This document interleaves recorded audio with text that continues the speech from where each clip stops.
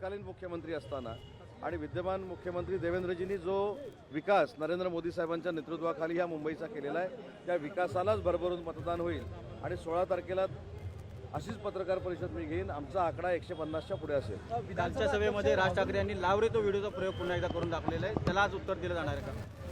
नाही, उत्तर कशाला द्यायचं? असे अनेक वेळा ती व्हिडिओ लागलेले आहेत. त्याचा परिणाम काय मुंबईकरांवर झाला आहे असं मला वाटत नाही.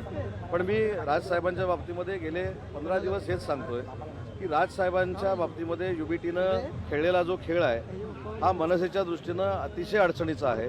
मनसेचे कार्यकर्ते जे आमच्याकडे येत आहेत, भाजपमध्ये जात आहेत, हे राजसाहेबांवर रागवले म्हणून जात नाही आहे, तर राजसाहेबांचा विश्वासघात ज्या युबीटीनं केलेला आहे 52 जागा देऊन, त्याचा राग म्हणून युबीटीच्या विरोधामध्ये मनसे अनेक ठिकाणी उतरलेली आहे आणि याचा परिणाम अदृश्य शक्तीनं आम्हाला नक्की होणार. मराठा समाजाने अध्यक्ष राहुल नार्वेकर असा मुंबईचा महापौर हा भाजपचाच असेल असं त्यांनी स्पष्ट केलंय.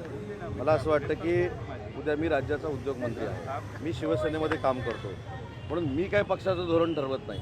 तर मी उद्या सांगितलं की अमुक अमुक एका पक्षाचा होणार, याच्यापेक्षा 227 ठिकाणी आम्ही अतिशय स्ट्रॉंग पद्धतीनं महायुती म्हणून लढतोय आणि महायुतीचाच महापौर मुंबई महानगरपालिकेवर होईल. सर, मराठा समाजाने ठाकरे बंधूंना जो आहे तो पाठिंबा दर्शवलेला आहे, काय वाटतं नेमकं काही फरक पडेल मराठा समाजाने?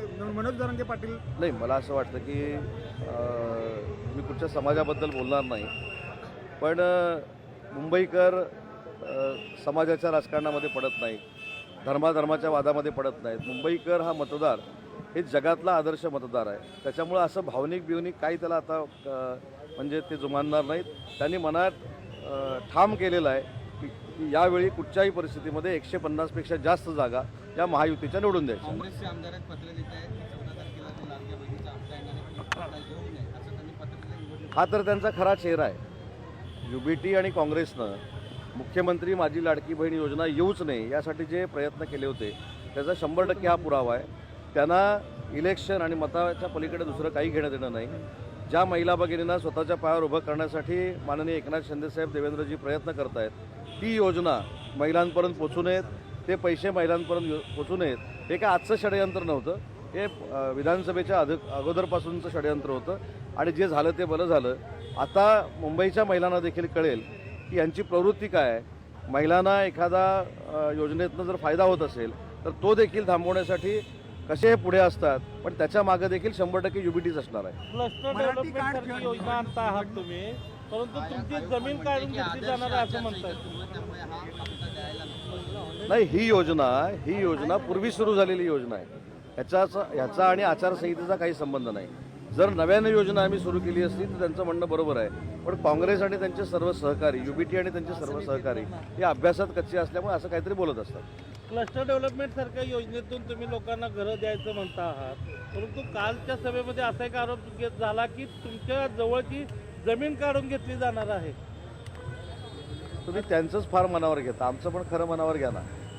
ते जे काय खोटं रेटून बोलतात ते तुम्हाला पटतं आणि आम्ही जीव ओतून सांगतोय की अटल सेतू कोणी केला, नवी मुंबईचं एअरपोर्ट कोणी केलं, मेट्रो कोणी चालू केली.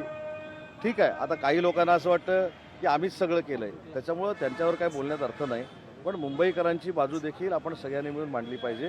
कुठची जागा करायची, कुठची जागा घ्यायची हे तुम्ही आमच्यावर सोडून द्या, पण 40 लाख मराठी माणूस जे मराठी माणसाचं नाव घेतात त्यांनी जो MMR रिजन आणि MMR रिजनच्या बाहेर पाठवला आहे त्याला पुढच्या 5 वर्षामध्ये आम्ही मुंबईमध्ये आणून दाखवू. हा खऱ्या अर्थानं आमचा अजेंडा आहे. काल उद्धव ठाकरे असं म्हटलं की एकनाथ शिंदेना मंत्री बनवलं, हे माझ्याकडनं चूक झाली किंवा हे पाप झालं. ते काल कुठं बोलत आहेत? ते 4 वर्ष बोलत आहेत, त्याच्यातनं बाहेर झालेले नाहीत ना ते. माझं म्हणणं आहे, मी अनेक वेळा असं सांगितलं आहे की राज्याचे मुख्यमंत्री शरद पवार साहेब होते, विलासराव देशमुख साहेब होते, नारायण राणे साहेब होते, अशोक चव्हाण साहेब होते. यांचं जेव्हा मुख्यमंत्रीपद गेलं त्यावेळी त्यांनी ते स्वीकारलं की माझं मुख्यमंत्रीपद गेलं आहे, कुठच्या कारणाने गेलं आहे, कुठच्या कारणानं नाही गेलं आहे, ह्याच्यापेक्षा माझं मुख्यमंत्रीपद गेलं आहे. आणि ते मनात न ठेवता ते फील्डवर उतरले आणि कामाला लागले. तर 4 वर्षात ही मंडळी. लोकशाही मराठी ऐका, पहा, जागरूक रहा.